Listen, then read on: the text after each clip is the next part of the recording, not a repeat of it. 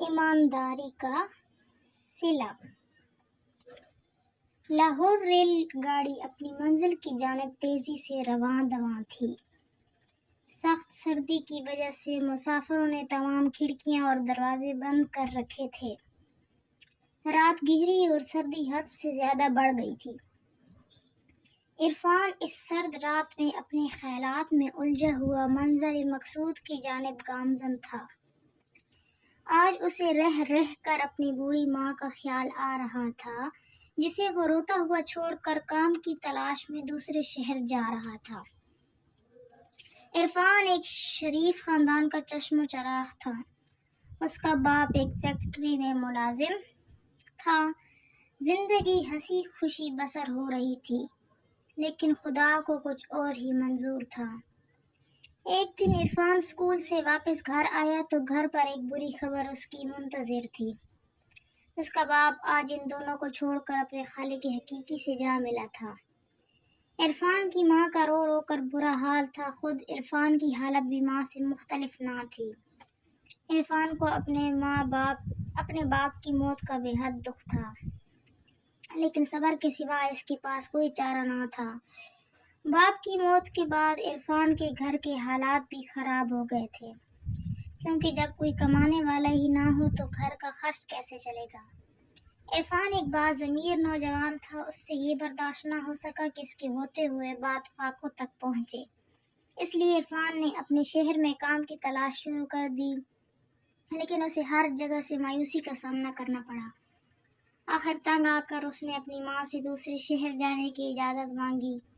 آخر کار عرفان کے اصرار پر اس کی ماں نے بڑی مشکل سے اسے اجازت دے دی اور آج وہ اپنے مختصر سے سامان کے ساتھ دوسرے شہر جا رہا تھا۔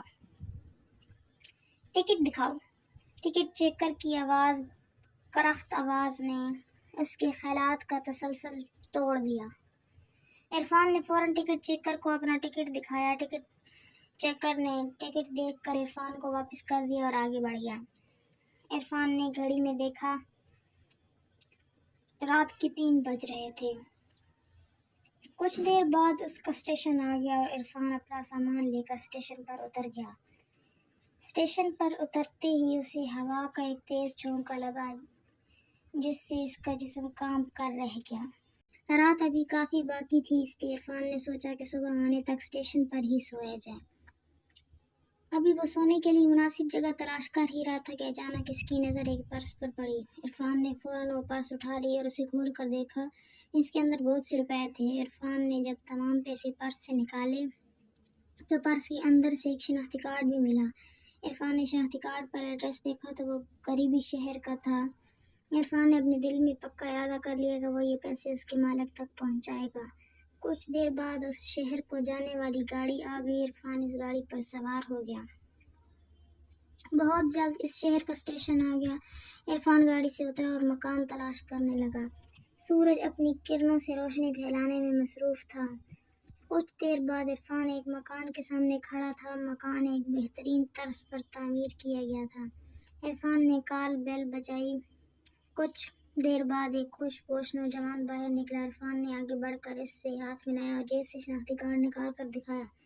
شناختی کارڈ پر اس شخص کی تصویر لگی ہوئی تھی۔ عرفان نے ساری صورتحال اسے بتائی اور اس کے پیسے اور شناختی کارڈ واپس کر دیا۔ وہ شخص عرفان کی ایمانداری سے بہت متاثر ہوا۔ عرفان کو اپنے ساتھ اندر لے گیا۔ اس شخص نے عرفان کی خوب خاطر مدارت کی اور دوسرے شہر آنے کی وجہ پوچھی۔ یہ نوجوان ایک بہت بڑی فیکٹری کا مالک تھا۔ عرفان نے اسے بتایا کہ وہ دوسرے شہر نوکری کی تلاش میں آیا ہے۔ اس شخص نے عرفان کی ایمانداری کو دیکھتے ہوئے فوراً اپنی فیکٹری میں ملازم رکھ لیا۔ عرفان بھی بہت خوش ہوا کہ اسے اس کی ایمانداری کا پھل مل گیا ہے۔ اس کہانی سے ہمیں یہ سبق ملتا ہے کہ ہم پر چاہے کتنی ہی مصیبت کیوں نہ آ جائے، مصیبت سے کبھی گھبرانا نہیں چاہیے اور ہمیں ہمیشہ ایمانداری سے کام لینا چاہیے۔